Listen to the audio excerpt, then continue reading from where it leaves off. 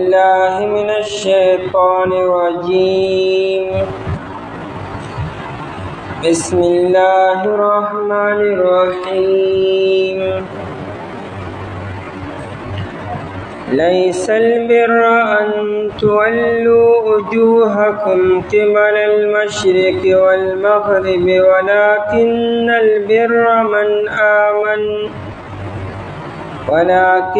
البر من آمن بالله واليوم الآخر والملائكة والكتاب والنبيين وآتى المال على حبه ذوي القربى واليتامى والمساكين وابن السبيل والسائلين وفي الرقاب. ليس البر ندنيكي أن تولوا داچتا سواروي وجوهكم مهنخفل قبل المشرق والمغرب فطرف مشرق ومغرب ولكن البر لكن نیکی من آمن بالله دا آچا دا چیمان روڑ پاللہ تلا والیوم الآخر آفرزی رستنے باندے والملائکتی آف فرشتو باندے والکتاب آف کتابن باندے والنبیین آف پیغمبران باندے وآت المال آوریک مال لرا علی حبه ومحبت اللہ تعالیٰ کے ذوی القربى رشتہ داروں تا والیتامى و یتیمانانوں تا والمساکین او مسکینانوں تا وابن السبیل او مسافروں تا والسائلین او سوالگروں تا وفي الرقاب او آزاد ولود سٹنو کے آیت مبارکہ کے پا یہود باندے پا نصاراو باندے رد دے او دنے کے اصول بیانی. یہود و نصاراو د تحویل د قبلې نه غټه مسله جوړه کړې وه چې کله مسلمانانو د بیت المقدس نه بیت الله شریف ته مخ کو نو یهود او نصاراو دا مسله شروع کړه زمونږ قبله کامل ده او زمونږ قبله صحیح ده او مونږ په نیکۍ باندې یو. قرآن کریم وی کامل نیکی دانر چې انسان دی مشرق تمخ کی یا دی مغرب تمخ کی صرف مخ کول باندې نجات نشته دی. د دین په تمام خبرو باندې بچلې دل پکاري عمل پکاري د زړه اطاعت پکار دی. تاسو د قومیت مسله شروع کړه تاوز انانیت مسئلہ شروع کړه حالانکہ اطاعت و نیکی دا صرف اور صرف قبلہ کے منحصر نہ دیں. دا اللہ جل شانو تمام احکامات باندې عمل کول او په دین باندې چلیدل دا کامل ایمان او کامل نیکی ده. دا آیت مبارکہ ډېر جامع آیت تے روح المانی لیکلی دی چې چا په دې آیت باندې عمل وکړو د خپل ایمان کامل کو او لوی لوی بلند مراتب و درجات بدی حاصل کی. ځکه په دې آیت مبارکه کې 15 عمده خصلتونه بیان شوي دي. د اسلام اعلی اوچت خصلتونه او صفات 15 په دې آیت کې راجمع دي. او بیا روح المانی لیکي چې په دې کې د لومړني 15 خصلتونه هغه ایمانیات سره عقاید سره تعلق ساتي او دا چې بچا کې رالو دا انسانیت دا کامل شو. ورپسې شپږ خصلتونه عام معاشره سره تعلق ساتي او چا چې په دې باندې عمل وکړو د نفس به سم شي او برابر بشي. او ورپسې څلور خصلتونه داسې دي چې هغې باندې انسان عمل وکړي د نفس تهذیب به وشي، نفس مهذب شي، اعلی اخلاق والا بشي. آیت مبارکه کې اصول البر بیانېږي، د نیکۍ اصول چې نیکي څه ته ویل کېږي. صرف دا نه چې انسان قبلې ته مخکې یا بل طرف ته مخکې، نه نیکۍ نور هم ډېرې شته دي، هغه ټولو باندې عمل کول پکار دي. او حضرت تانی رحمه الله داسې لیکي چې سورې بقرې تر دې ځایه پورې زیات تر خطاب یهود او نصاراو سره او د دې ځای نه تر صورت تر اخره پورې به زیات تر خطاب اوس مؤمنانو ته کېږي. د مؤمنانو له احکاماتو د هغې مسائل او احکاماتو بیانېږي به، اگر چې ضمناً ذکر و مشرکانو سره هم راځي،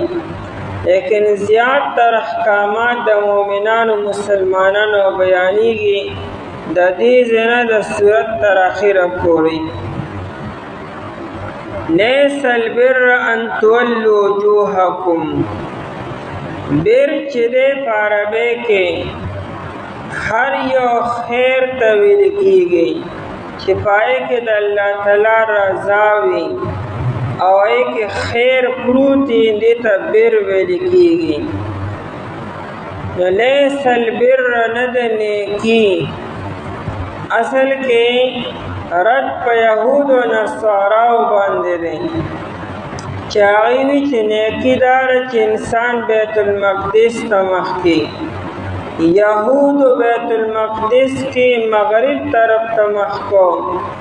او نصاراو د بیت المقدس مشرق طرف ته مخ کې. هغوی نیکي دا ده چې که مونږ پې یو قرآن کریم صرف دغه نیکي نه ده بلکې نیکي هغه ده چې کوم په دې آیت کې بیان شوې ده. او علامه ثعلبي رحمه الله په خپل تفسیر کې وایي چې اصل کې مؤمنانو کې یو صحابي راغی، هغه د نبی علیه الصلاة والسلام نه تپوس وکړو چې نیکي څه شی دی. نو الله تعالی د آیت مبارکه نازل کو او نبی علیه الصلاة والسلام هغه صحابي راوغوښتو او هغه ته د آیت مبارکه بیان کو. د دې آیت د نزول نه مخکې صرف کلمه طیبه وه او مونځ کولو، دا نور احکامات دا نور راغلي، یعنې زکات وغیره چې کوم دې ده کې دي. نبی علیه السلام صحابي راوغوښتو چې اوس صرف مونځ او کلمه نه ده،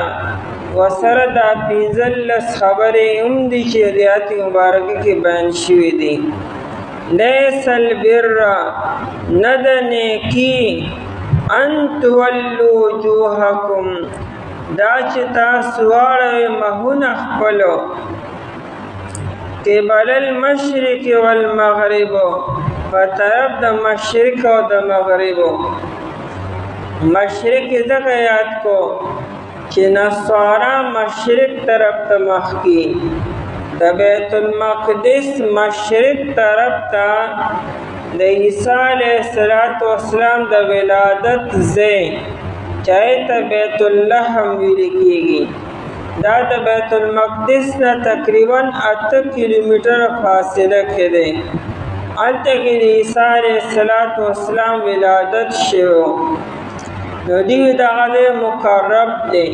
نو دوی هغې طرف ته مخ کی. او یهود په بیت المقدس کې مغرب طرف ته مخ کی. هلته کې یو ګټه ده، هغې ته صخره ویل کېږي، هغه صخرې ته دوی مخ کی. دا صخره هغه ګټه ده چې په دې باندې به اسرافیل علیه السلام ودرېږي،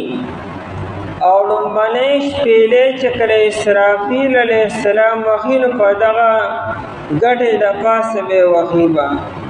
او بیا دوباره هم د دغه ګټې د پاسه به ودرېږي به، او چې شپېلۍ شروع کړي نو خلک به د قبرونو نه پاڅي، او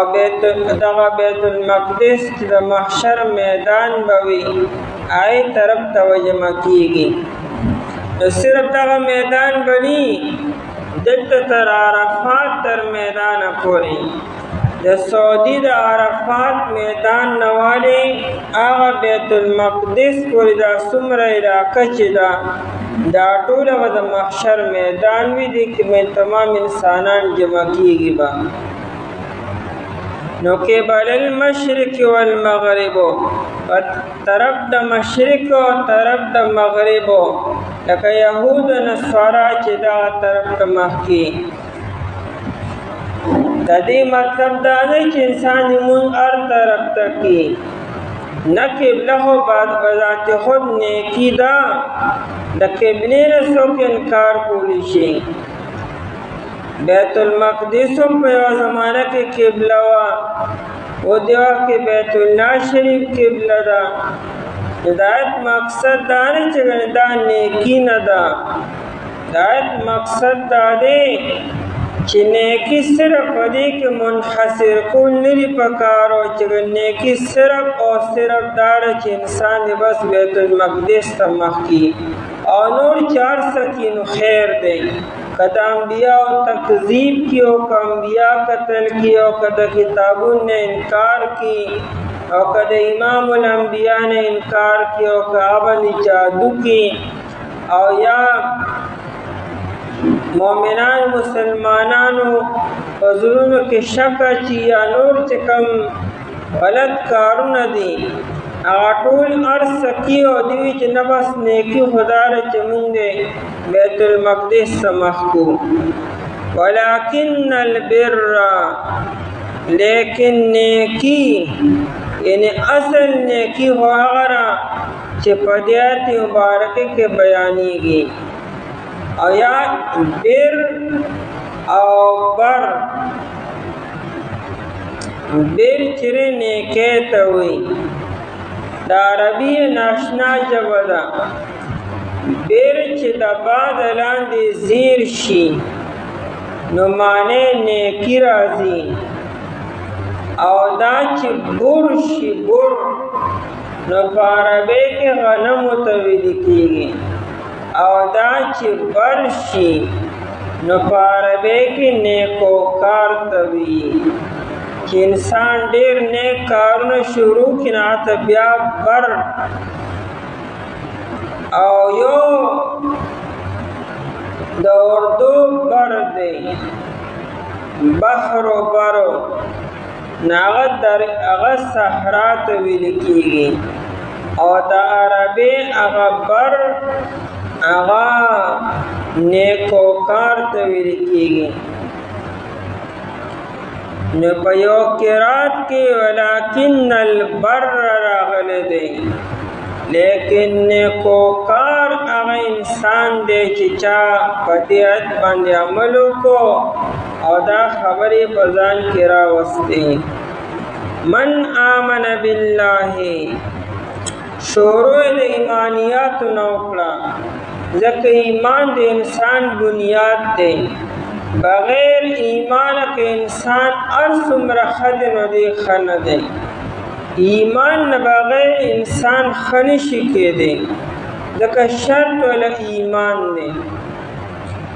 د دې وجې نه د نبی علیہ السلام تقریباً 12-13 سال محنت دا صرف د خلکو په عقیده او په ایمان باندې و. احکامات خو بیا مدني دور کې راغلي دي. ولکن البر، لیکن نیکی من د هغه چا د آمن بالله چې ایمان یې وروړو په الله تعالی باندې. لومړنی ایمان به د الله تعالی په ذات باندې ساتي. الله تعالی موجود دی، اگر چې مونږ په سترګو نه لیدلی، نه څوک لیدی شي په دنیا کې، څوک هم الله تعالی په دنیا کې نشي لیدی، او د هغې باوجود الله تعالی به مني چې الله تعالی موجود دی. یعنی بغیر لیدو، بغیر مشاهده کېدو، بغیر د محسوسولو انسان به دا ایمان ساتي چې الله تعالی موجود دی. دا نه چې دی په خپلو سترګو باندې ووینم نو هله هغې به یې ګنې منمه. کته چې په خپلو سترګو باندې وینم بیا به ایمان نه وړم، دا بیا ایمان نه دی. دا په غیب باندې ایمان نشو، دا په مشاهده باندې ایمان شو. یعنی دا هتا په خپلو سترګو باندې ایمان نه وړي چې ما ولیدو. او اصل ایماندار چې انسان بغیر لیدو هغه وویني. الله تعالی موجود دی، الله تعالی لپاره به وجود منی با، او الله تعالی همیشه نه حی ژوندی دی، شروع نه دی او ای با. الله تعالی باندې موت نه راځي. یعنی الله تعالی و تمام صفات سره موجود منی، او هیڅ قسم عیب او نقص بد الله تعالی د ذات لپاره نه ثابت دی، او نه به مانی او نه به گوارا کې. دا د الله تعالی تمام صفات کمالیو سره منل دا ایمان دی. الله تعالی کې نه عجز شته، نه چانه متاثر کیږي، او نه چا سره بغض ساتي. الله تعالی نه چا سره ذاتیات کی. الله جل شانه په دې صفاتو سره منلو. آمن بالله، ایمان وروړه دی په الله تعالی باندې. الله تعالی په یو مکان کې په یو زمان کې محدودم نه مانی. دا هم نه چې الله تعالی پلان کې ځای کې دی. الله تعالی هر ځای کې موجود دی او په هر زمانه کې. او د الله تعالی د پاره به د انسانانو هېڅ یو صفت نه ثابت دی. د مخلوق هېڅ یو صفت به د الله لپاره نه ثابت دی، ځکه د مخلوق تمام صفتونه د نقصان دي او کم دي او زوال ولشته. او د الله تعالی د ذات لپاره او د هغه د صفات لپاره هغه زوال نشته دی. او څوک هم دنیا کې الله تعالی نشي لیدی. که انسان دا دعوه وکړي چې ما الله تعالی ولیدو وایي دروغ وایي. که انسان چې ما په خوب کې الله تعالی دی دروغ وي. دروغ مطلب دا چې دی غلط شوی دی، دا الله تعالی نه دی لیدلی. ځکه الله تعالی انسان په خوب کې نشي لیدی. او دا کوم چې تاسو واقعات اورئ چې امام احمد بن حنبل رحمت الله علیه نور بزرگانو الله تعالی لیدلی نه الله تعالی نه لیدلی، او الله تعالی ته خپل قرب نصیب کړی دی. د الله تعالی قرب ورته نصیب شوی دی، نزدېکت ورته نصیب شوی دی، یا یو تجلی لیدلی را او د عین تعبیر کړی ورنه د بذات خود د الله تعالی ذات دا څوک هم نشي لیدی. من آمن بالله چاچی ایمان وروړي په الله تعالی باندې والیوم الاخر الله تعالی ډېر خلق مانی او سره د صفات نه مانی مشرکانو الله تعالی ونه چې الله تعالی موجود دی ولئن سألتهم من خلق السماوات والأرض ليقولن الله بکتر دین تپوسو کې چې اسمان او ځمکه چا پیدا کړی الله تعالی پیدا کړی دي صرف دې خبر هغه مؤمنان نه جوړیږي ځکه الله تعالی تمام صفات سره منلو علی عبادت ایمان او توحید کوي والیوم الاخر او پروز رستنه باندې د دې دنیا نه بعد اورز بل را روانه ده چای ته آخرت ویل کېږي پدې به ایمان نوړي چې د دنیا نه پس آخرت مشته دی نو دا ایمان ساتلو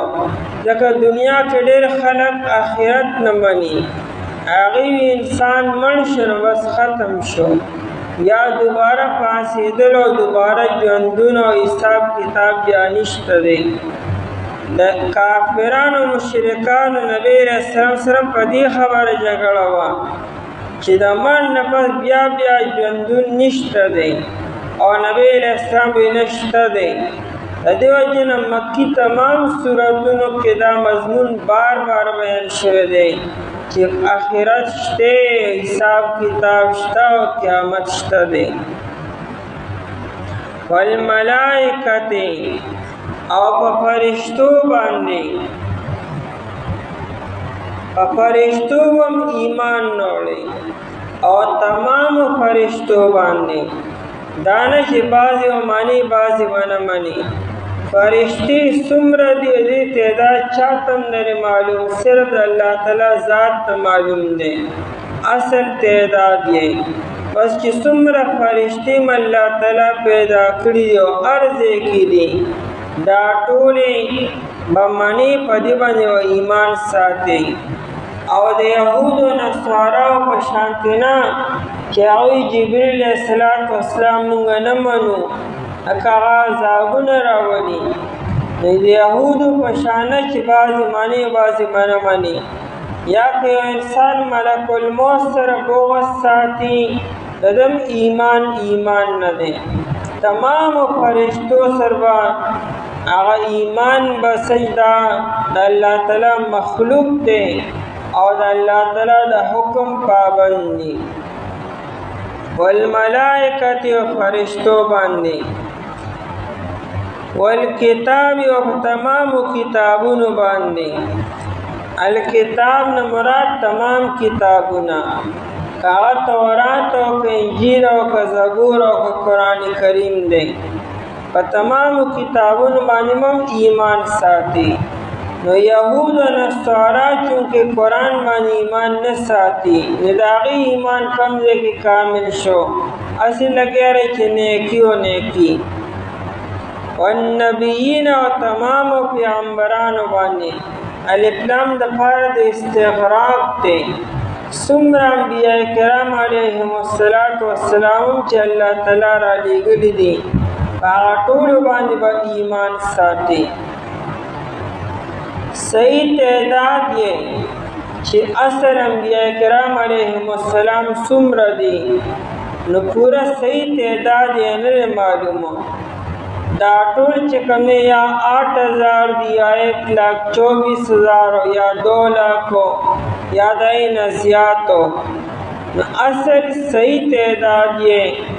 الله جل شانه ته معلوم دی چې څومره انبیاء کرام علیهم السلام راغلي دي بهرحال کوم ته معلوم دی او کنه دی معلومو ټول باندې زمونږ ایمان دی چې دا برگزیده حضرات و پاکو د هر قسم هغه ګناهونو نه نو لہذا یهود و نصارا په نبی علیہ السلام ایمان نه ساتي نو د هغې نیکي کم دی کې کامله شوه او دارنګې یهود په عیسی علیه السلام ایمان نه ساتي او نصارا په موسی علیه السلام ایمان نه ساتي او په نبی علیه السلام باندې د هغې ایمان کم ځای کې کامل شو. دې کې دا ملائکه په کتابونو باندې او په انبیاء کرام باندې مقدم کو. وجه دا ده چې د الله تعالی له طرف نه پیغام دا فرشتي روړي پیغمبرانو ته، ځکه فرشتي دا کتابونو نه مقدم کو، بیا کتاب یې په انبیاء باندې مقدم کو. فرشتي کتابونه روړي په انبیاء کرام علیهم السلام باندې، ځکه کتاب د نبی نه مقدم کو. بلدا چې انبیاء کرام علیهم السلام په دنیا کې هر ټیم نی موجود ہو، نبی خوراشی خپل ذمہ داری پوره کی، هغه ذمہ داری چې پوره شي واپس لاړ شي، لیکن دغه تعلیمات چې د کتاب په شکل کې هغه موجود وي. لکه د نبی علیہ السلام دا کتاب قرآن کریم تر قیامت پورې موجود دی. نبی علیہ السلام په دې وخت کې جسمانی شکل کې موږ سره نشته دی، ایو پرده کړې ده، لیکن دا کتاب چې قرآن کریم دی هغه موجود دی، ځکه کتاب مقدم کو. دا پینځه ایمانیات شو، دې تعلق ایمان سره دی، عقیده سره دی. وآت المال او د دین بعد چې په انبیاء کرامو دی ایمان شو، روز با د معاشرت مسئلې به حل کې به پوره کې عمل او پکې به پای کړو منی خبر. وآت المال اور یہ کو مال لرا، الان کې د ایمان نواز انسان باندې منځ فرض شي او بیا زکات او مثلا دا سره چې د ایمان نواز او د کلمې نواز منځ فرض شوی دی، زکات مکی دور کې فرض شوی دی، زکات بیا مدنی دور کې، او د منځ او د زکات خبره رستو کړی ده، او د معاشرت مسائل مخکې بیان کړی دي. د وجه دار چې انسان کې انسانیت پیدا شي، انسان کې به انسانیت الای پیدا کیږي چې کله انسان په دې خبرو باندې عمل وکړي. وآت المال او ورکی مال لرا، علی حبه، دا حبه کی ہی ضمیرو یا ہو اللہ تعالیٰ تراجے دے، دا اللہ تعالیٰ کو محبت کے با مال ورکے با. نو مال مراد صدقہ و خیرات تے، کا زکاة تے، کا صدقہ و خیرات دا ورکے بل چاہتا، اور دا اللہ تعالیٰ کو مین و محبت کی بے ورکے. اللہ تعالیٰ مین و محبت مطلب دا دے چې بل یو غرض و پکې نه ساتي، چې دیو ما سره سبا امداد وکړي، ما سره به تعاون کړي، ما له بدله راکړي، یا زما په کار راځي بیا، یا دا زما رشته دار دی، یا پلانکي یا پلانکي. لومبنی مقصد به ستا د الله تعالی مینه او محبت وي، علی حبه، په محبت د الله تعالی کې. سورہ دہر کے اللہ جل شانہ فرمائی وَيُطْعِمُونَ الطَّعَامَ عَلَى حُبِّهِ مِسْكِينًا وَيَتِيمًا وَأَسِيرًا. ودا دی خوراک ورکی خلقو تا، مسکین تا قیدی تا او دارنگی یتیم تا، وعلا حبه دا اللہ تعالیٰ پمینہ کی. انہیں بل سے مقصد نشتا، صرف دا اللہ تعالیٰ دا رضا دا پارا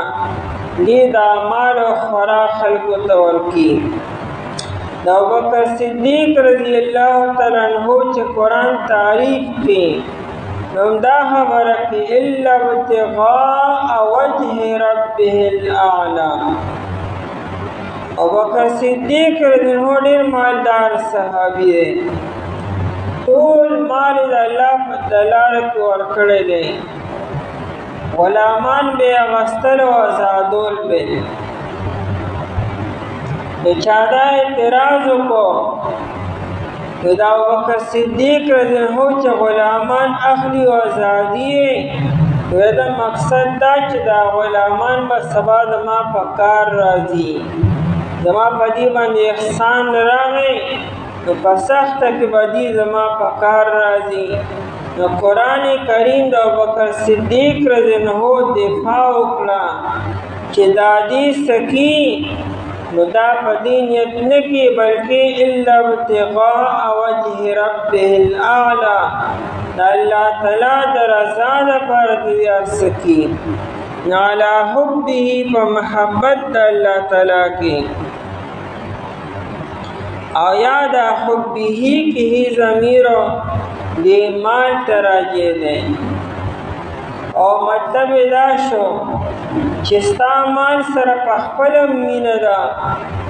او خپله دې غواړي او ضرورت دی او ستا خپله ستا نه سیوا نه دی، خو د هغې باوجود الله حکم دی نو لهذا رشته دارو ته ورکړې. دا مال ستا نه سیوا نه دی ګڼې، ستا ورته خپله ضرورت او حاجت دی، خو د هغې باوجود الله د رضا لپاره ورکړې. لکه څنګه چې حدیث کې راځي چې افضل صدقه دا ده، بهترین صدقه چې ته مال په داسې ټیم کې صدقه کې چې ستا ورته خپله حاجت او ضرورت انت صحیح شحیح په خپله صحتمند او ستا ورته خپله حرص دی او خواهش دی، یعنې د خپل ځان باندې لګولی شي او چې ته په خپله د لادو باد ووتې نه خپله خوړی شي نه اغوستی شي او نه استعمالولی شي او ته پوهېږې چې هسې پاتې کېږي شاته، نو ته دومره مال د الله په لاره کې ورکړې، دومره جومات کې، دومره مدرسه کې، دومره غریبانان له، نو دا هم صدقه ده، دا نه چې صدقه نه ده، الله یې قبلي خو اعلی او بهترین صدقه نه ده. بهترین صدقه هغه دا ده چې انسان په خپله صحتمند وي او خپل په ځان لګولی شي او ړه دې غواړي چې ځان له څه والمه څه وخورمه او څه واغوندمه، لیکن ته نه یاره د الله تعالی مال دی الله راکړی د الله په لاره کې خلکو له ورکومه، نو دغه صدقه بهترینه صدقه ده. علی حبه په محبت د الله تعالی کې نو چاته به ورکې لومبنی ذوی القربی رشته دارو ته، لومبنی صدقه او بهترین صدقه رشته دارو ته ده، چونکې دا رشته دار چې وي اکثر انسان د خپلو خپلوان نه خفه وي، ګیلې شکوې ډېرې زیاتې وي او انسان په خپلو باندې ویاړی نه غواړي چې صدقه وکړمه او دې سره تعاون وکړمه، ښېګړه وکړمه، په دشمن باندې به وکړم لیکن په دې نه کومه. نو قرآن کریم عرض کې ذوی القربی مخامخ کړي چې نه لومبنۍ صدقه په ذوی القربی په رشته دارو باندې وکړه. او دا څه نوې خبره نه ده او نه د دې زمانې خبره ده، یعنې دا د پخوا نه دا ترتیب او روایت را روان دی چې انسان اکثر د خپلو خپلوانو نه خفه وي، ناراضه وي، نو خیر دا ناراضګۍ به وي لیکن د هغې باوجود ابتدا په رشته دارو باندې وکړه. د دیو نبی علیہ السلام فرمائی ترمذی شریف کی روایت تے چې صدقتک علی المسکین صدقتنو یو مسکین تا یو غریب تا یو فقیر تا صدقه ورکول دا یو صدقه ده او صدقتک علی ذی الرحم اثنتان او رشتہ دار تا صدقه ورکول دا دو صدقې دي یو صدقه شو بل صله رحمي شو نو خپلو خپلوانو سره تعاون کول او شروع د دې ځای نه کولو دا بهترینه بلکې دوه صدقې دي نبی علیہ السلام فرمائی وابدأ بمن تعولو صدقه چکینو شروع د خپل کور نه وکړه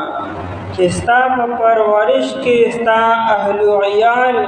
لومړنی محتاج او لومړنی ضرورتمند هغوی دي ستا بیبي ده ستا اولاد دی خپل خپلوان دي بیا په ترتیب سره بیا مخکې ځه نو ذوی القربی رشته دارو ته تو به انشاءالله بیا ووایو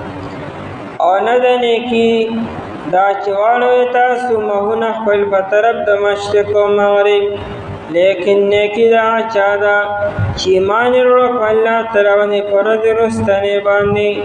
او فرشتو باندې کتابونو باندې او تمام پیغمبرانو باندې او یې کومه لره په محبت د الله تعالی کې رشته دارو ته اعوذ بالله من الشیطان الرجیم بسم الله الرحمن الرحيم يا أيها الذين آمنوا كتب عليكم القصاص في القتلى الحر بالحر والعبد بالعبد والأنثى بالأنثى فمن عفي له من أخيه شيء فاتباع بالمعروف وأداء إليه بإحسان ذلك تخفيف من ربكم ورحمة فمن اعتدى بعد ذلك فله عذاب أليم يا أيها الذين آمنوا ایہا کسانو چی مان روڑ دے کتب علیکم لکل شوے دے پتا سبان دے القصاصو برابری کول فی القتلى ووجل شوکی الحر بالحر آزاد پا بدل دا آزاد کی دے والعبد بالعبد او غلام پا بدل دا غلام کی والانسا بالانسا او زنانا پا بدل دا زنان کی فمن عفی لہو پس آسوک چی معافی اکڑے شدتا من اخیه ضرور د طرفنا شیئن دسسیز فاتباعن پس مطالبہ کولی بالمعروف د دستور موافق واداء الیہ او ادائیگی کول دیدتا بإحسان احسان سرا ذالک تخفیف من ربکم دا اسانی دا طرفا درفستا سنا ورحمت نو مهربانی دا فمن اعتدى بعد ذلك پس آسوک چی زیادیو کی پس ددینا فله عذاب علیم پس دد پار عذاب دردناک تے. پا آیت مبارکہ کے قانون دا قصاص بیانیگی. قصاص مانا دا برابری کولو. کیو انسان درو لگی بل انسان قتل کی او اراده دا قتل و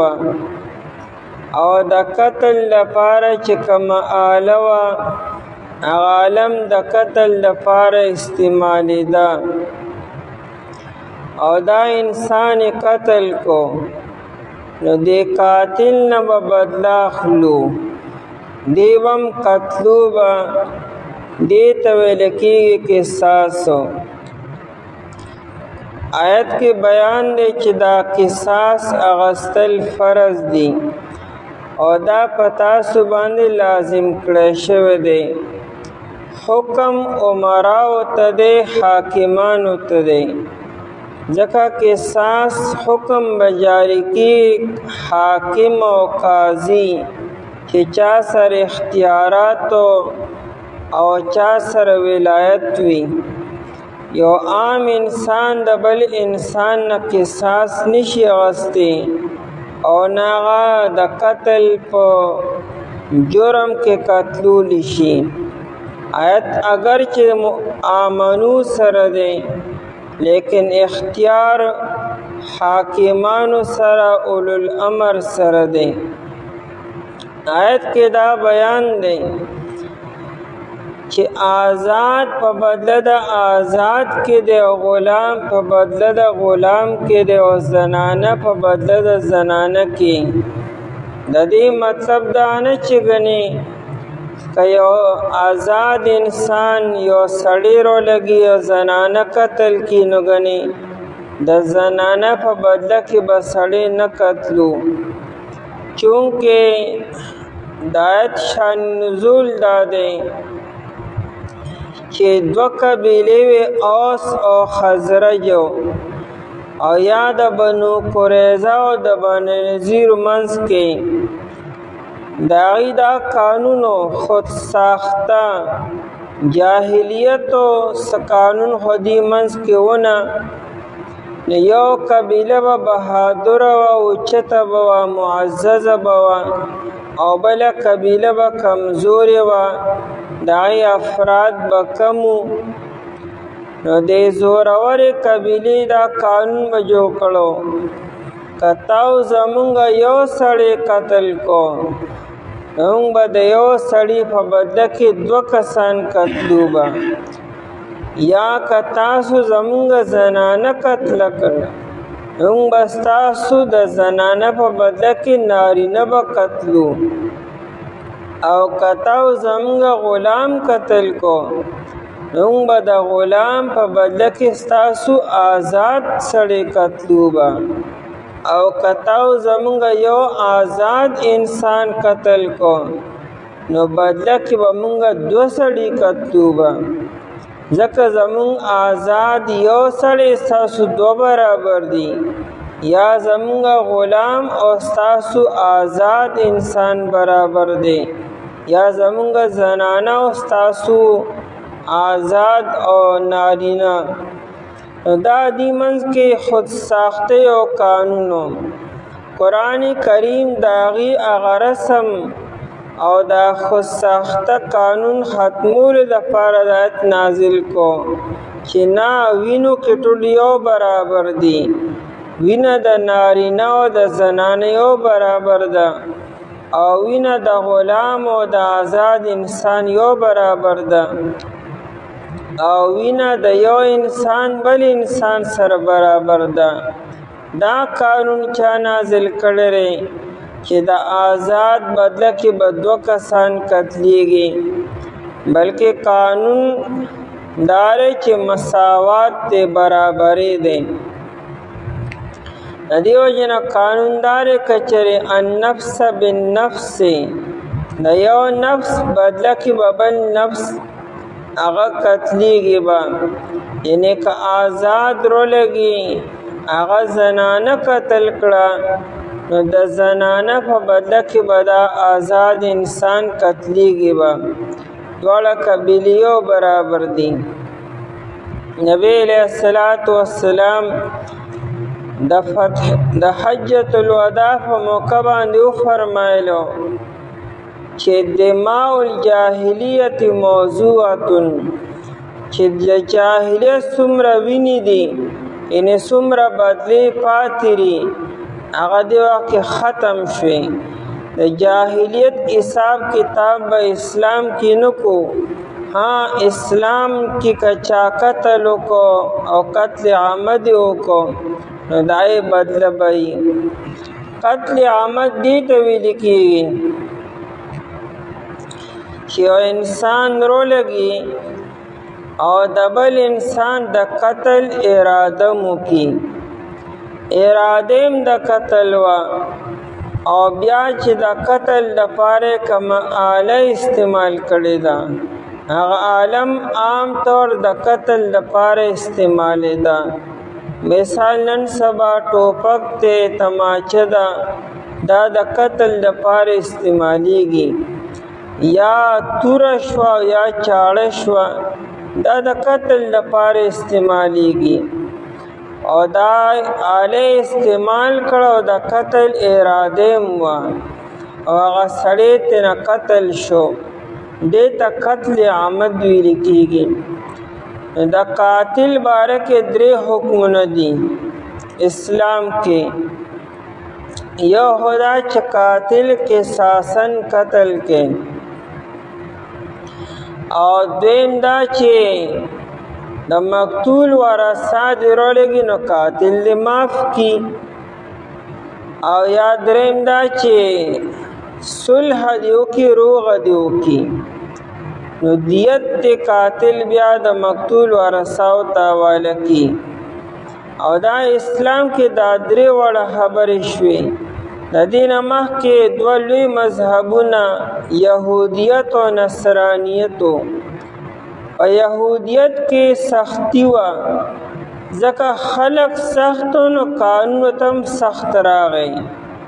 شریعت د هر زمانه د خلق مطابق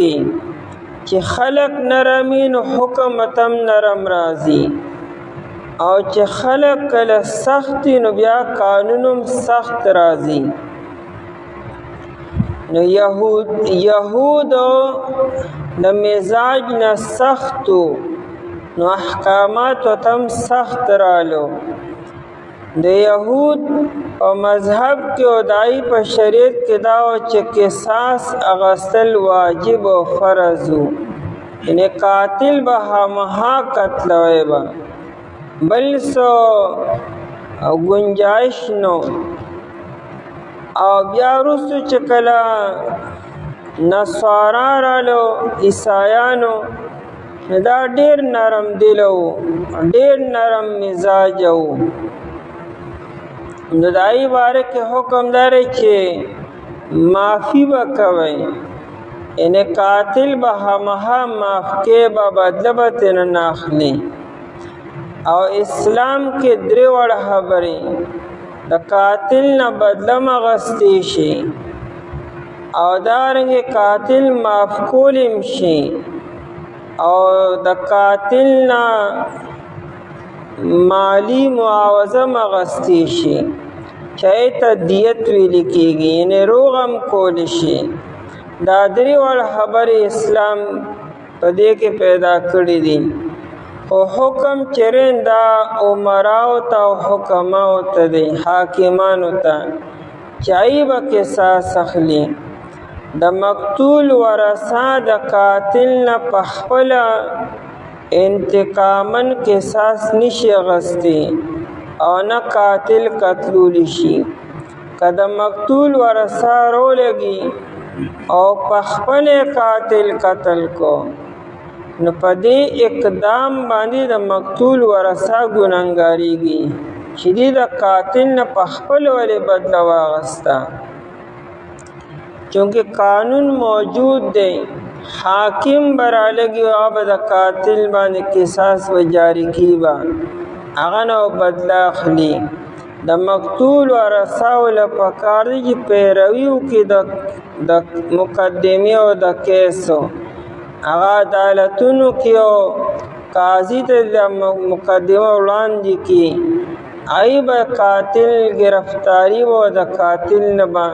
په طریقې سره بیا قصاص اخلي.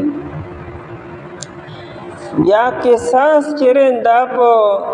نفس قصاص دا فرض او واجب دی، کیفیت کې نه. مطلب دا نه چې قاتل مقتول څنګه قتل کړی دی نو که د قاتل سره هم اکه شان معامله کو څنګه چې مقتول سره کړی ده. زموږ امام ابو حنیفه رحمت الله علیه وی چې لا قود الا بالسیف، قصاص بس صرف او صرف په تور باندې اخلو، یعنی قاتل نه به سر قلمو په تورې سره. قاتل که مقتول سر هر عمل کړی دی، که هغه هر طریقې سر قتل کړی دی، نو قاتل سر به اکه معامله نه کیږي. او اگر چې دو واقع د نبی علیہ الصلوۃ والسلام په زمانه کې داسې شته چې قاتل سره ډېره سخته معامله شوې ده. یو هغه اته کسان چې راغلو د عرینا او د عقل قبیلې، او هغوی باندې مدینې منورې ابوهوا موافق رانله، هغوی بیماران شو. نبی علیہ الصلوۃ والسلام ایته وویل چې تاسو د مدینې منورې نه بار د صدقې او د مال غنیمت اوښان دي هلته لړ شئ او د هغې هغه پیس کې او د هغې هغه واړه بولمو. هغه اته کسان چې بار لړلو هغوی صحتمند شو، نو هغوی هغه راعي چې و د اوښانو سرون کې هغه راونیسو، هغه له لاس خپې کټ کړو او بیا ګرم ګرم سلایان دغه په سترګو کې والو او د هغې نه بعد ډېر په بې دردۍ سره قتل کو او اوښان روان کړو. سحر بیا مدینی منورې ته خبر راغی چې داسې چل شوی دی. نبی علیہ الصلوۃ والسلام صحابه کرام رضی الله عنهم دای په تعاقب پسې ولېږلو، هغوی یو چیني سره آرام کولو. صحابه کرام رضی الله عنهم دغه کسان رونیسل، دغه اته واړه او راوستلو. نبی علیہ الصلوۃ والسلام حکم وکړو چې دې سره هم دقه عمل وکړئ چې څنګه راعي سر کړي دي. ناغیم انس ابن مالک رضی الله عنه وی، بخاری شریف روایت ته چې ما قتل چای سره هم دقه عمل شو، ګرم ګرم سلایان علی پسترو کې واهلی شو او بیا دای لاس خپم کټ کړی شو او بیا هغوی په میدان کې وغورځولی شو، هغوی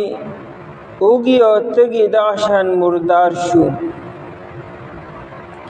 امام شافعي رحمت الله علیه دې نه دا مسله مستنبط کی روباسي چې قاتل سره هم دقه عمل وکړئ چې څنګه مقتول سره کړی دی. مونږ وایو دې کې نبی علیہ الصلوۃ والسلام صرف د قتل سزا دی نه ورکړي، دې دا قطع طریق او سزا دی ورکړي دا، دې صرف قتل نه کړي، دې دهشت هم خور کړي دي، دهشتګردي کړي دا، یو لوی خطرناک قتل کړي دی چې هغه سره سترو کې هغه ګرم سلایان والی دي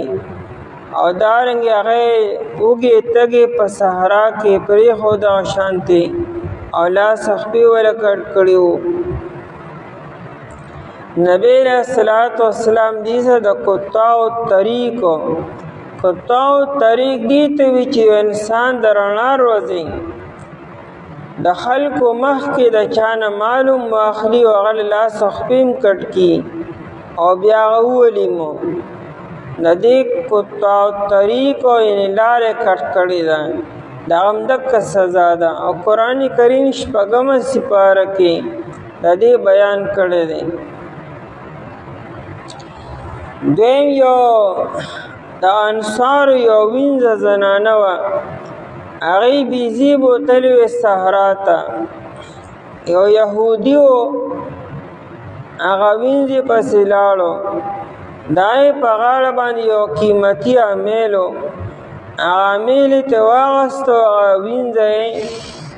هغې له سر د دوو ګټو منځ کې چخني کو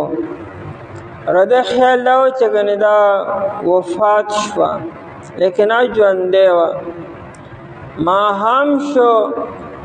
د بیزو مالک د خپلو بیزو خبر دپاره لړو چې ویې کته نو زنانه دغه شان پرته وه هغه مدینې منورې ته وړلې شوه ای خبرې نه شوې کولی نبی علیه الصلوۃ والسلام وی د دې مخې ته د مشکوکو خلکو نومونه واخلئ چې چا باندې شک کېدی دا کار به یې کړي د یو تن نوم اخیستی شو چې کله دا یهودي نوم یې ورته واخیستو نو هغه وینځې اشاره وکړه په سر سره چې دا دی یا دا چې په لاس باندې اشاره وکړه هغه یهودي گرفتار شو او هغه امیل هم دغه د کوره برآمد شو نو نبی علیہ الصلوۃ والسلام حکم وکړو چې دی یهودي سره هم دک عمل وکړي چې کومې وینځې سر کړی دی یعنې د هغه سر هم د دوو ګټو منځ کې رابند کړی شو چکني کړی شو مردار شو لیکن د دې دوو واقعو نه علاوه نبی علیہ الصلوۃ والسلام بل چا سره دا عمل نه کړی د نبی علیہ الصلوۃ والسلام ترو حمزه رضی الله عنه د احد په میدان کې هغه سره چې کوم عمل شوی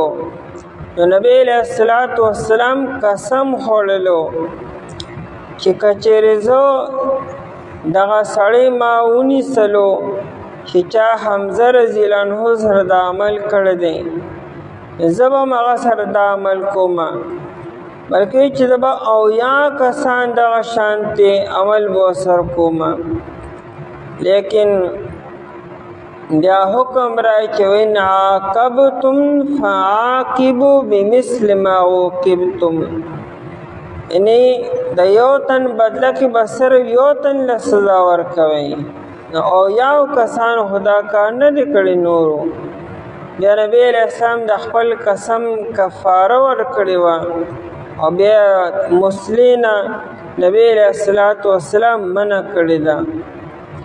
مسله دې ته وي چې یو انسان سره د هغه بلکل مخ وران کړي چې هغه له پوزه کټ کړي شونډې وله کټ کړي روزي وله کټ کړي غوږونه وله کټ کړي د دې اسلام کې هیڅ قسمه ایجاد نشته دی یعنې قاتل نه به قصاص اخلو خو صرف دا چې د هغه نه به سر په تورې سره قلمولی شي د دې نه علاوه قاتل سره بل داسې عمل کول د هغه بې حرمتي کول او بې عزتي کولو هغه نه کپړې وباسل یا هغه باندې ټوپونه وهلو یا د مرګ نه بعد هغه باندې اسې ډزې کولو یا هغه په ګاډي پورې راکاږلو یا هغه داسې بل داسې د دې اسلام کې هیڅ قسمه اجازت نشته دی نو آیت کې حکم دی حاکمانو ته اولو الامر ته چې تاسو قصاص جاری کړئ یو قصاص کچېرې جاری شو علی الاعلان په میدان کې نو څوک به بیا چرې دی چاته هغه بد برم ونه ګوري نه به چا وینه توی کړي افسوس داري چونکه د الله تعالی په دې لوی حکم باندې عمل نشته دی، نو روزانه سهار او ماښام بېشمېره قتلونه کېږي، لیکن چونکه یو حکم باندې عمل نشته دی، د دې وجې نه د انسان وینه هغه محفوظ نه ده. د انسان وینه هغه د اوبو نه زیاته سپینه شوې ده او اسانه شوې ده. سهار او ماښام قتلونه کېږي ځکه چې د الله تعالی په حکم باندې عمل نشته دی. او چې چا په لاس کې دا اختیارات دي او هغوی دا حکم نه جاری کړي، هغوی د خپل اختیار مطابق ګناهګار دي. یا ایها الذین آمنو، روح البیان لیکي چې الخطاب لأئمة المؤمنین، خطاب چې د مؤمنانو هغه مشرانو ته دی، سردارانو د چا په لاس کې اختیار دی. یا ایها الذین آمنو، ای کسانو چې ایمان وروړی دی، کتب علیکم، نو آمنو یې ولې وی؟ اختیار حاکمانو سره دی، نو چونکه کوشش به ټول مؤمنان کی د دې حکم د جاری کولو او د حکم عمل کې دراوستو به هر مؤمن به کوشش کی چې چا څومره اختیار دی هغومره کوشش کولی شي. څوک درخواست ورکولی چې دا حکم دی جاری شي، نافذ دی شي، او څوک به پرې باندې وکالت به وکړي، څوک به پرې عمل وکړي چې چا په لاس کې څومره اختیار دی هغه ټول به خپل اختیارات استعمالي، یعنی هر مؤمنو آواز اوچتولی شي، پرامن احتجاج کولی شي. ځکه یا ایها الذین آمنو وی. کتب علیکم، د کتب لفظي معنی لیکل شوی، او لیکلو سره لازم دادا چې دا خبره فرض شوه. د فرض مطلب څه؟ لازم د پتا باندې دا خبره ولیکل شوه، داسې عبث او سنی خبره او د خولې خبر نه ده، دا تاسو باندې لیکل شوې ده، نو فرض کړی شوې ده او لازم کړی شوې ده. نو کتبه وی، یعنی په دې کې تاسو اختیار نشته چې عمل کوئ او که نه کوئ. علیکم پتاسو باندې القصاصو، قصاص لفظي معنی د برابرۍ کولو. عربی قص الاثر اذا اتبعه، ته چې چا په نقش قدم باندې روان شي، د چا په قدم باندې خپل قدم کېښودلو، نو عربي قص الاثر. نو قص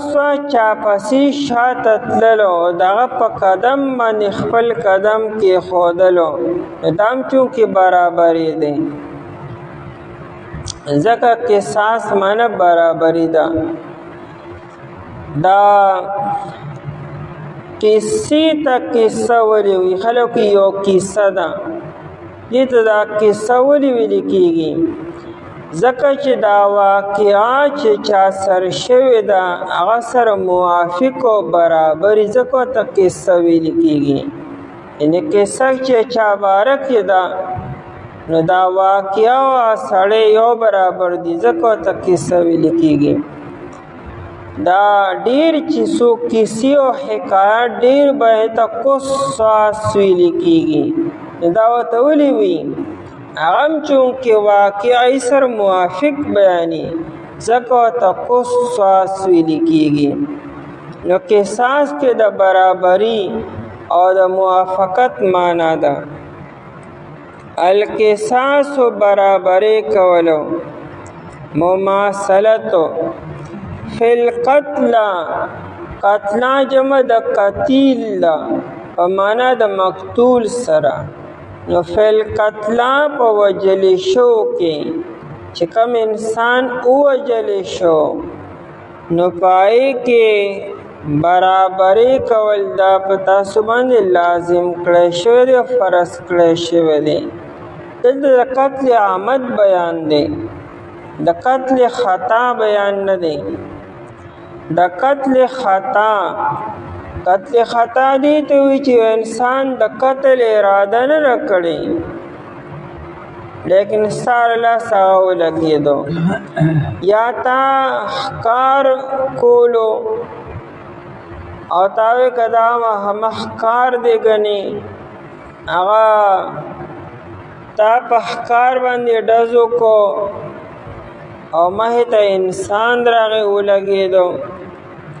یا دا چې ستا اراده د کافر د ویشتو وه او هغه مسلمانو، خو ستا د مسلمانو د کافر په پهچان کې غلط شوې، نو دا قتل خطا دی. نه کې بیا قصاص نشته دی، کې بیا دیت دی. او دا ذکر سورة النساء 15 سپاره کې بیان را روان دی چې کې بیا دیت به ورکې او 2 میاشتې پر لپسې روزي او پکې نیسي. دلته کې د قتل عمد بیان دی. دلته د قتل عمد ګناه نه بیانې چې ګناه څونه دی، دلته دا بیانې چې قاتل نه قصاص واخلې، سزا ولا ورکې. باقی ګناه څونه دی نو د ګناه بیان هم هلته 15 سپاره کې سورة النساء کې بیان دی. قرآن فرمایي چې من یقتل مؤمنا متعمدا فجزاؤه جهنم، چې چا یو مؤمن مسلمان قصدن عمدن قتل کو، قرآنی فجزاؤه جهنم، د سزا جهنم دی. او خالدن فیها، دا قاتل په دا جهنم کې همیشه لپاره وي. وغضب الله علیه، د الله تعالی غضب هم په ده باندې دی. ولعنه، د الله تعالی لعنت هم په دې قاتل باندې دی. او اعد لهم عذابا مهینا، الله تعالی در پر ډیر لوی عذاب تیار کړی دی. د قاتل سزا ډیر خطرناک سزا ده. کچې دا توبه نه ایستي او د قصاص دا خبره دنیا کې صفا شوي نی. د دې وجې نه 6 سپاره کې قرآن کریم فرمایي چې ومن قتل الناس، چا چې یو انسان چا قتل کو او هغه بی ګناه دی، نو گویا کې د تمام انسانیت قتل کو. او کچا د یو انسان ژوند د هغه د بقا سبب وګرځېدو، نو گویا کې د تمام انسانیت بچو ساتو. او د قاتل باره کې نبی علیہ الصلوۃ والسلام وی چې مقتول با سبا قیامت کې دا خپل سر به په لاس کې نیسلی، په یو سر کې به خپل لاس نیسلی، وینې ته بهیږي به، او دا بل لاس به د قاتل په ګریوان کې وي،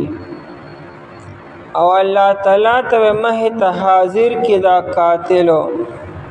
او مقتول با الله جه دربار کې دا عرض کی چې الله تر دې قاتل نه تپوسو کا بما قتلنی، چې د زولې قتل کړو، ما سج ګناه کړو،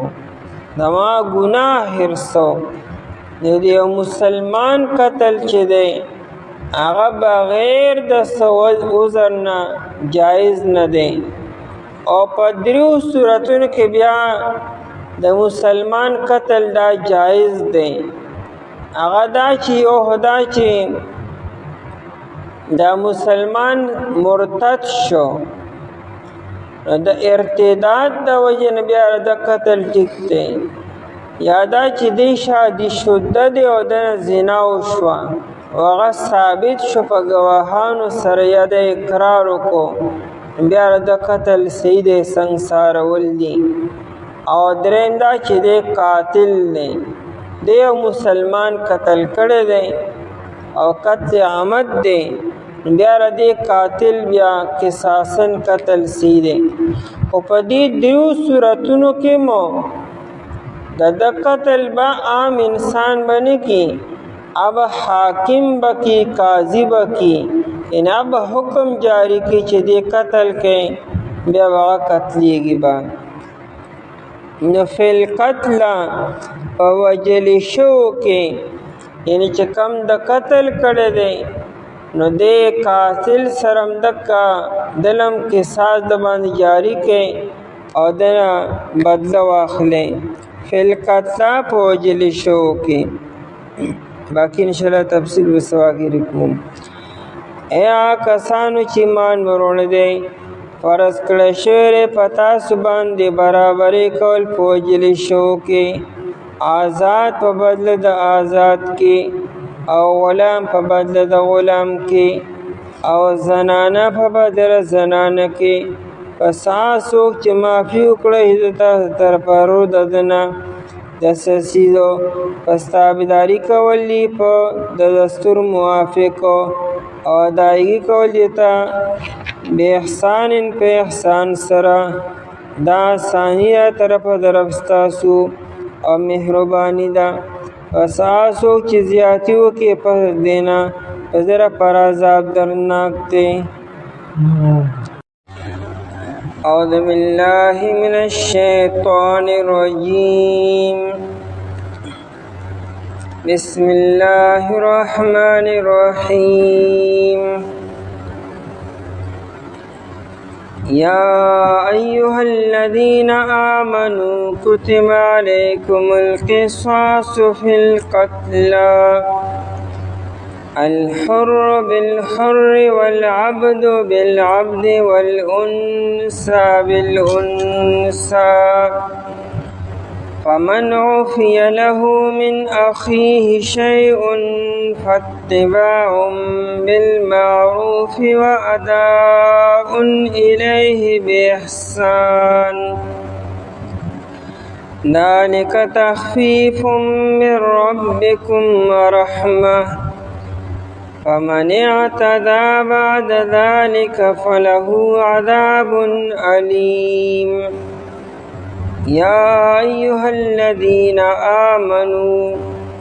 ایها کسانو چې ایمان وروړی دی کتب علیکم فرض کړی شوی دی په تاسو باندې القصاص برابري کول فی القتل وجل شو کې الحر بالحر آزاد په بدل د آزاد کې والعبد بالعبد او غلام په بدل د غلام کې والانثى بالانثى او زنانا په بدل د زنانه کې فمن عفي له پس هاسو کو چې معافي وکړی شو دته من اخیه د ضرور د طرف نه شیء د سسیز فاتباع بالمعروف پس مطالبه کول دي د معروف طریقې سره وَأَدَاءٌ إِلَيْهِ بِإِحْسَانٍ او ادائیگی کول دی دتا بِإِحْسَانٍ فَحَسَلُكْ سَرَا ذَلِكَ تَخْفِيفٌ مِّن رَبِّكُمْ دا آسانی دا طرف درفستاسونا ورحمت او مہربانی دا فمن اعتدى بعد ذلك پس چاچ زیاتیو کو پس ددینا فله عذاب علیم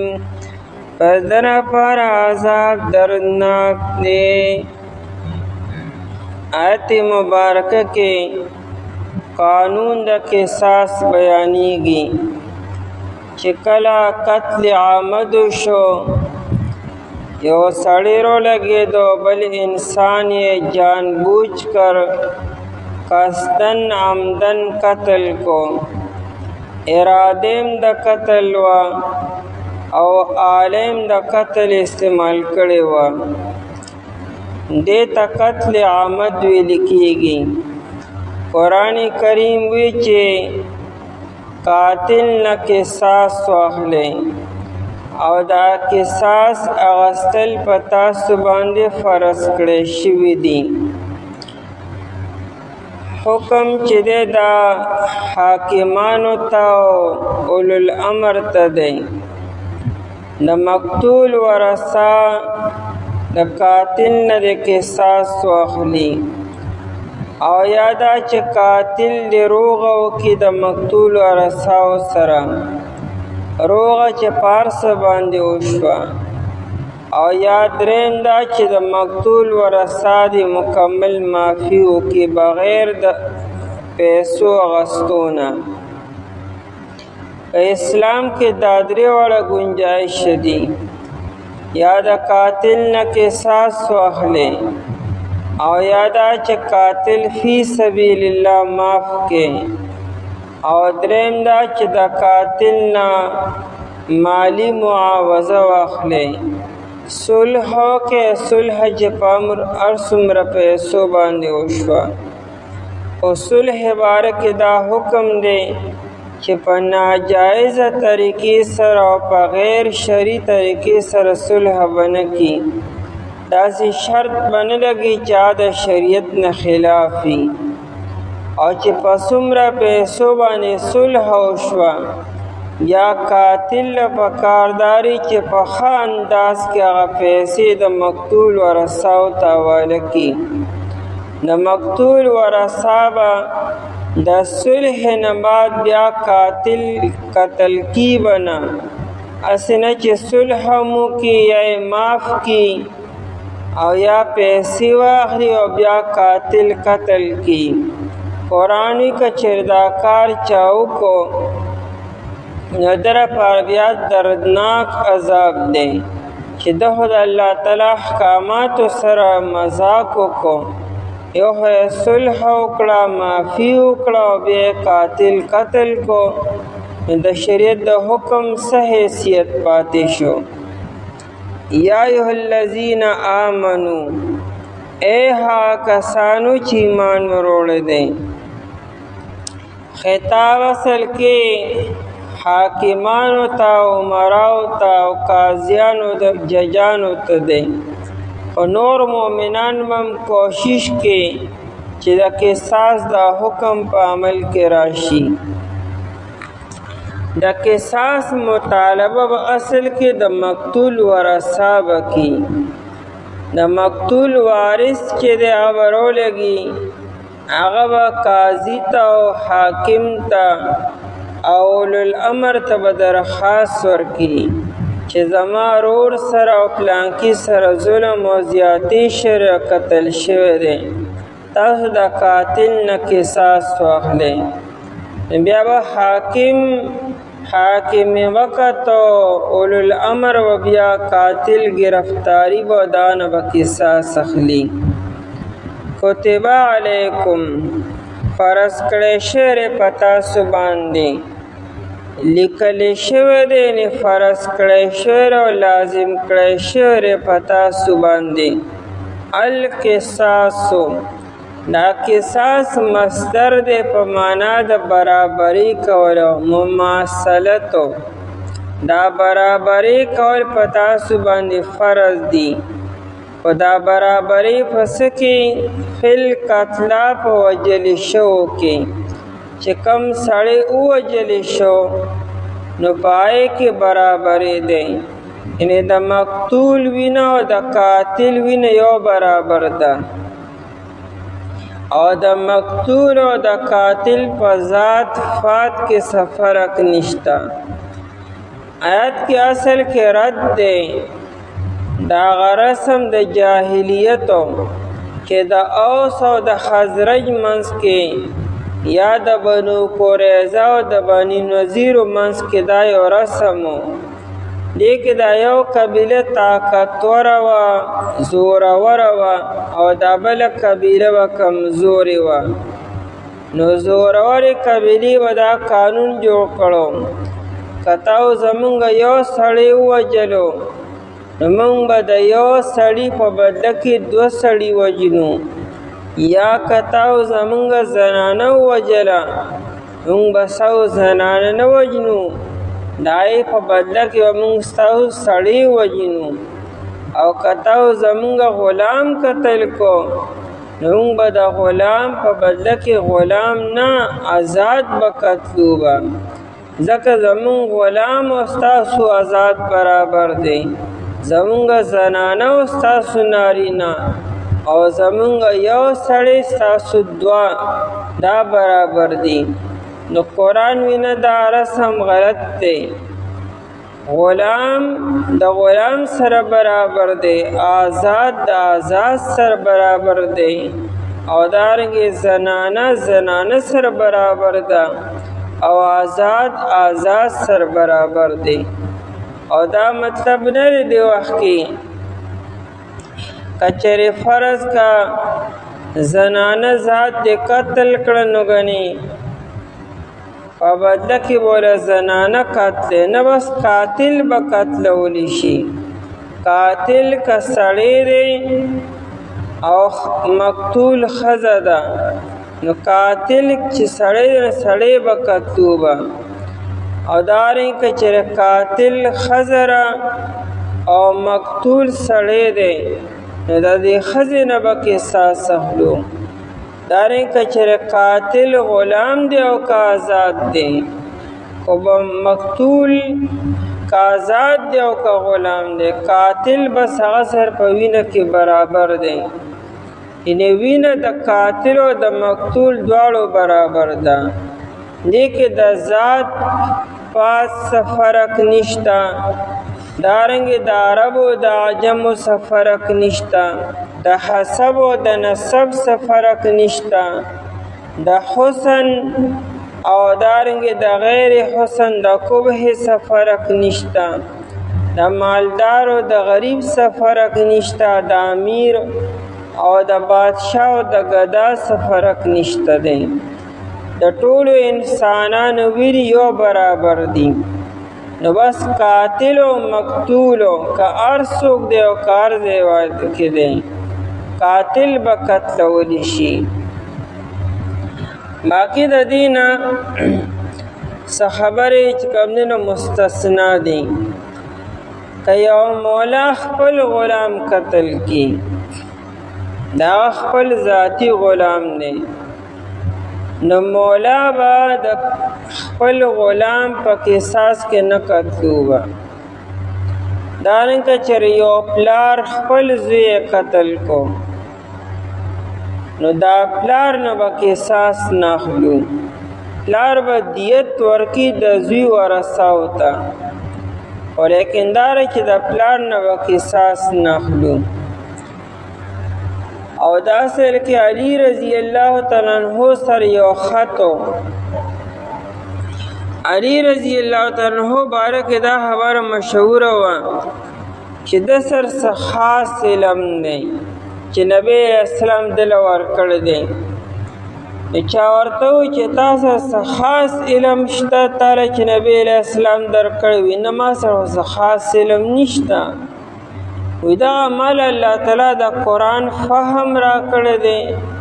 دا قرآن تاسو سره هم دی ما سره هم دی، خو زه چې قرآن ته ګورم ما ته به الله تعالی هغه خبرې ښکاره کړي چې تاسو نه ښکاري، دی ته فهم د قرآن وي. او دوی ما سره یو خط و د سره هغه د خپل د تورې چې کوم میانې وه پای کې ایښودې به هغه یې روباسو، دا خط دی را سره. نو پای کې یو د زکات مقادیرو چې څومره مال کې به څومره زکات ورکړي، څومره اوښانو کې، څومره بیزو کې، څومره غواګانو کې به څومره زکات ورکړي دغه. او دویم دا چې پای کې یو دوه درې خبرې وي. یو دا چې د پلار نه به قصاص نه اخلو که چېرې زوی یې قتل کو. لا یقتل الوالد بولده. او دا نه که چېرې مولا راولګېد او خپل غلام یې قتل کو، نو د مولا نه به د خپل غلام د وجې نه قصاص نه اخلو. باقی دا دی که چېرې دا مولا پردی غلام یې قتل کو، نو بیا به د ده نه قصاص اخلو به. نو دا خبرې صرف په اجماع د صحابو سره او د نبی علیه السلام په صحیح حدیث سره مستثنا دي. باقی غلام که قاتل دی او که مقتول دی، او مولا چې دی که قاتل دی او که مقتول دی، که ښځه او که سړی دی، ټول یو برابر دي په وینو کې. یو قصاص دی، یو حدود دي. حدودو کې بیا معافی نه کېږي، لکه حد زنا شو، حد سرکې شو. شادي شده انسان چې هغه زنا وکړه او ثابته شوه، نو په دې باندې به حد جاری کېږي، سنګساریږي به. دارنګه یو حد سرکې دی، غلا یې وکړه، غلا ثابته شوه، په ګواهانو سره یا د اقرار وکړو. دارنګه حد شرب دی، یو سړي شراب وڅښلو او دا شراب د اقرار وکړو، ایته حد شرب وي، دې اتیا کوړې دي. یا حد قذف دی، په یو پاک دامن انسان باندې تهمت د زنا دی ولګو او خپل خبره دې ثابت نه کړی شو په څلورو ګواهانو سره. اوس په دې تهمت لګونکي باندې به حد لګول کېږي. دې ته حد قذف ویل کېږي. د حد قذف اتیا کوړي دي او دارنګه د حد شرب 100 کوړي دي. نو چې کله دا خبره ثابته شوه، نو اوس یې هېڅوک هم نشي معاف کولی، اوس یې قاضي هم نشي معاف کولی، په تن د دې چې پیغمبر هم نشي معاف کولی. حد چې کله ثابت شو، نو بیا پیغمبر هم معافي نشي کولی، حد به جاری کی. بیا د مخزوم قبیلې یو زنانه وه، د هغې نوم فاطمه و. هغې غلا وکړه او غلا ثابته شوه او خبر نبی علیه السلام ته ورسېده او خبره ثابته هم شوه. نبی علیه السلام د فاطمې نه به لاس کټ کو به. د مخزوم قبیلې خلک راغی، هغې وی چېرې موږ به د غلا تاوان به م ورکو چې د چا غلا شوې ده، د هغې نه به ډېرې پیسې ورکو، خو دا ده چې موږ د زنانه د لاس دې کټ نه شي، ځکه که زموږ د زنانه لاس کټ شو نو د تمامو عربو کې او باقي دنیا کې به زموږ نوم یادېږي چې پلانکې قبیلې ښځې غلا کړې وه. دا زموږ دپاره بدنامي ده. چې د حد نه ځان بچ کړو. هغوی نبی علیه السلام ته به څوک ووایي، نو جرأت چا کولی چې نبی علیه السلام ته سفارش وکړي. ډېر سوچ او بچار نه باز اسامه رضی الله تعالی عنہ دا د زید رضی الله تعالی عنہ زوی د ام ایمن رضی الله تعالی عنها نه پیدا شو او د باره کې حدیثو کې راځي چې حب رسول الله صلی الله علیه وسلم دا د نبی اسلام محبوب مطلب دا چې د ورته سوي نه به منل به نو د دې و چې ته نبی علیه السلام ته سفارش وکړه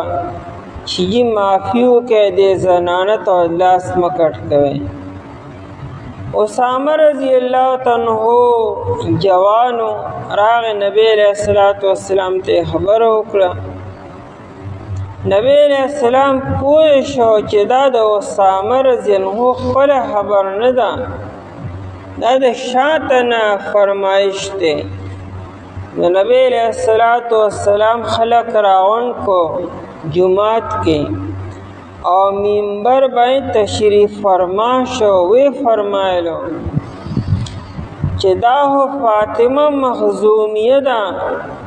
والله لو ان فاطمه بنت محمد وکا فاطمه بنت محمد یعنی زما خپل لور وی سرقت اغی غلا کړی وی لقطعت یدها ما به د هغې لاس هم کټ کو. دا خو فاطمه مخزومیه ده. او بیا وفرمیل چې ښه بني اسرائیل خو په دې خبره هلاک شو چې په هغې کې به یو مالدار انسان چې د غلا وکړه او یا ګناه به وکړو د خلکو به یې ته معافي وکړه، او که یو غریب انسان او د نسب نه کمزور انسان به یو غلط کار وکړو هغه باندې به د الله حکم جاری کو. سبم دا کار کوم چې یاره دا د مخزوم قبیلې زنه د خیر دی دا معاف کو او د بلې غریبې قبیلې باندې به حکم جاری کړو. بیا ما کوي کې څه فرق شو. نبی علیه السلام په خپله معافي ونه کړه شوه، حالانکه نبی علیہ السلام ډیر رحم دل دی، ډیر مشفق دی، لیکن چونکه د الله حکم دی نو په دې کې پیغمبر معافي نشي کولی. نو حدود چې دی حدود حد چې کله ثابت شي نو په دې کې بیا پیغمبر معافي نشي کولی، په دې کې بیا سټیټ معافي نشي کولی، نه بیا قاضي نه جج او نه حاکم وقت او نه صدر او نه بل یو صاحب اختیار معافي کولی شي. البته قصاص کې شریعت چې دی نو بیا خلکو له اختیار ورکړی دی، یعنی د مقتول ورثاو سره اختیار دی په قصاص کې. که د مقتول ورثه د قاتل نه قصاص اغستل غواړي نو اغستی شي، او که د مقتول ورثه وي چې نه موږ ته معافي کو نو معافي ورته هم کولی شي، بلکې معافي بهتر ده. شپږمه سپاره کې سورې مائده کې دې حکم دی فمن تصدق فهو کفارة له. که چا تصدق کو یعنی معافی وکړه قصاص ورته معاف کو نو چې څومره حصې معاف کړې ده هغومره به یې ګناهونه معاف کېږي. به معافي کوونکي چې دی هغه د آخرت کې لوی ذخیره وکړه که معافي وکړه، او کبینه چې نه قصاص نه قصاص هم اخیستی شي، او کوي چې نه قصاص هم نه علمه او معافي هم نه کومه صلح، خو د صلح اختیار به د قاتل سره دی. یعنی صلح به د مقتول ورثانه کې قاتل وکړي چې قاتل وي زه صلح کوم په مال باندې، نو بیا د مقتول ورثه صلح کولی شي، او صلح بیا په هر څومره مال باندې کېږي. ایره پر صحت بیا نه دی مقررو، په لږم کېدی شي په ډېرو هم کېدی شي، په مالي پیسو باندې هم کېدی شي، په جایداد هم کېدی شي، په کور هم کېدی شي. هغه دیت په دې ځای کې نه دی، دیت په قتل خطا کې دی چې تا اراده د قتل نه وکړې او سړی ستا لاسه ولګېد د قتل خطا وي، یعنی آله خو د قتل استعمال کړی ده خو ستا د قتل اراده نه وه او سړی د نه ولګېدو دا قتل خطا دی. نو پای کې بیا دیت دی، او د دیت شریعت مقرر کړی دی هغه 1000 دینار دی. دینار د سرو زرو وي او دا سره زر چې مونږه تولو ته راواړو نو د 1000 دینار نن سبا 375 تولې سره جوړیږي او یا دا 10,000 درهم دی او 10,000 درهم چې مونږ چاندې ته راواړو نو دین 2625 تولې چاندی جوړیږي. 2625 تولې 2625 تولې دا چاندی دا دا به ورکی اردی برابر قیمت ورکی با دا دیت تے خودلتا دا قتل عامت کی بیا دیتم نه مقررو قدیم صلح کولی شي د دین په کم باندې کولی شي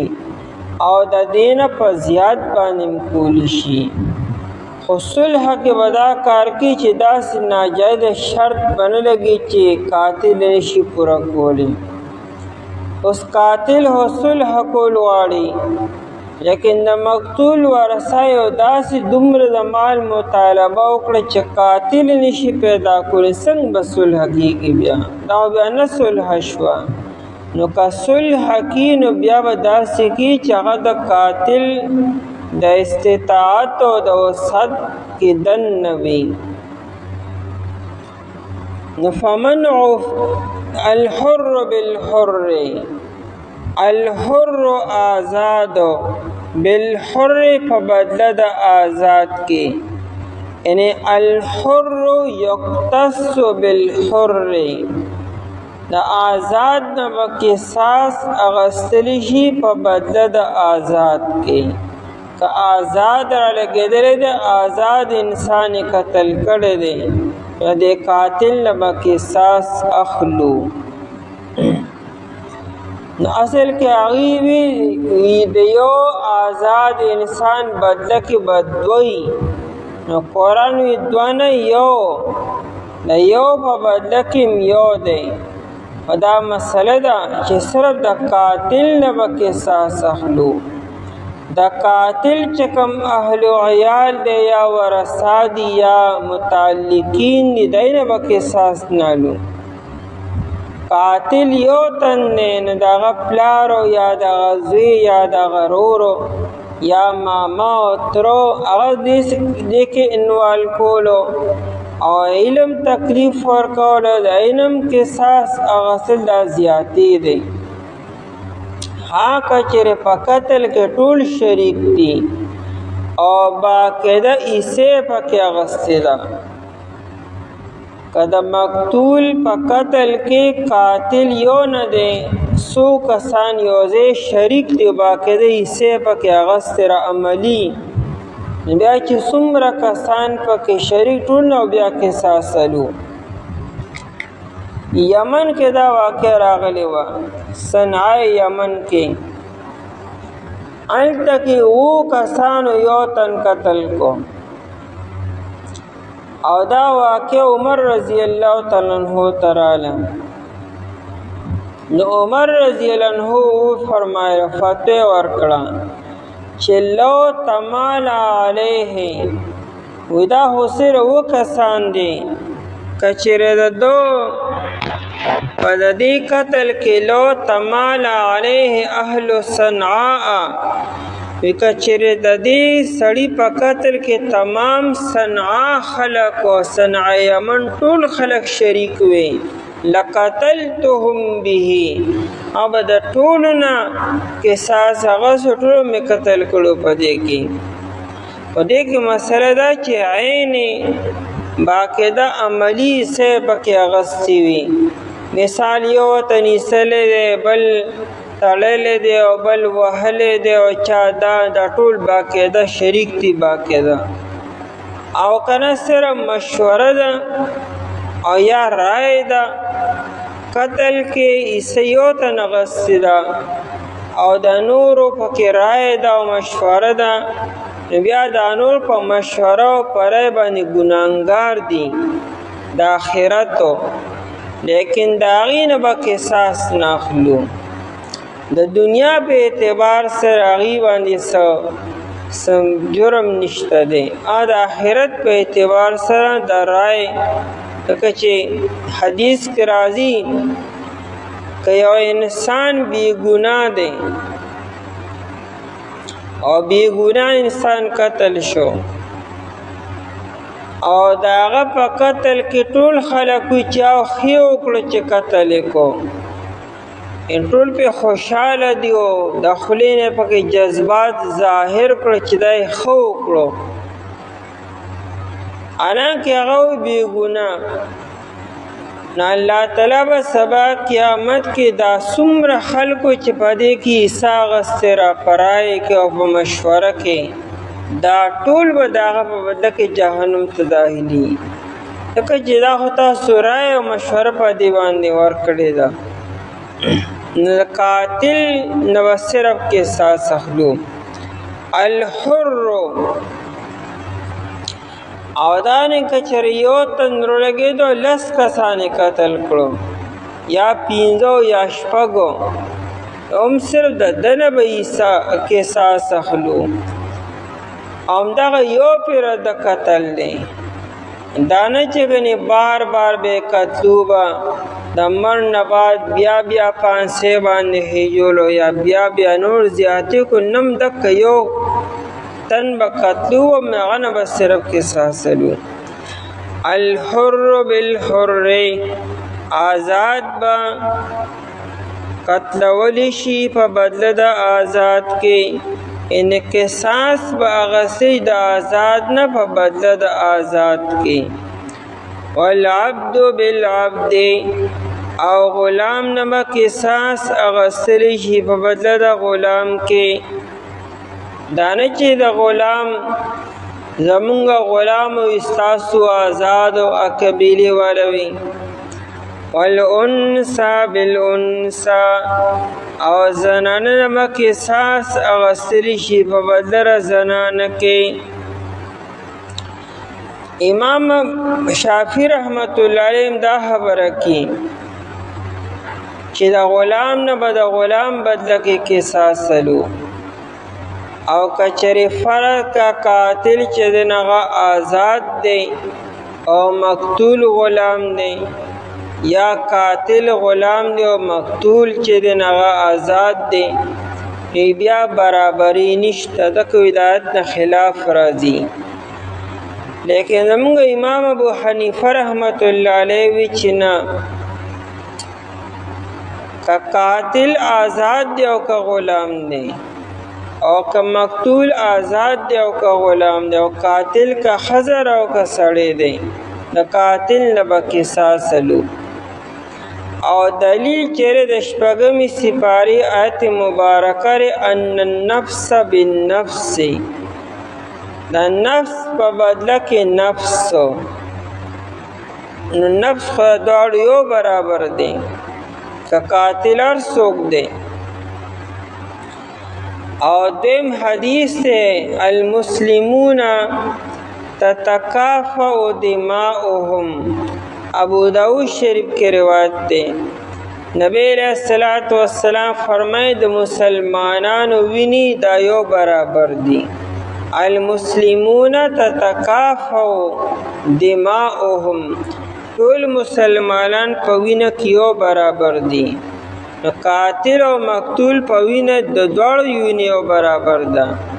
او دا مونږ چې کومه خبره وکړه د خپل غلام یا د خپل زوی، او چونکې د حدیث او د اجماع د وجې نه هغه دای نه استثناء راغلی، ورنه هم دواړه برابر دي. والانثى بالانثى او زنانه په بدله زنانه کې، یعنی دین په یو بل بدله کې به قصاص اخیستلی شي. فمن عفی له من اخیه، دیگه لگ تفصیل سوار انشاءاللہ باقی بس باقی وی. ای کسانو چې ایمان مروړی دی فرض کړی شوی په تاسو باندې برابرې کول په وژلي شوو کې آزاد په بدله د آزاد کې او غلام په بدله د غلام کې او زنانه په بدله د زنانه کې پس څوک چې معافي وکړه شي درته طرفه ضرور د ده نه دسترسیدو پس تابعداري کول دي بالمعروف دستور موافق او ادایګي کول دیتا په ښه سلوک سره دا آساني طرفه د رب ستاسو نه مهرباني ده پس چا چې زیاتې وکړو پس د دې نه په ده لپاره عذاب دردناک دی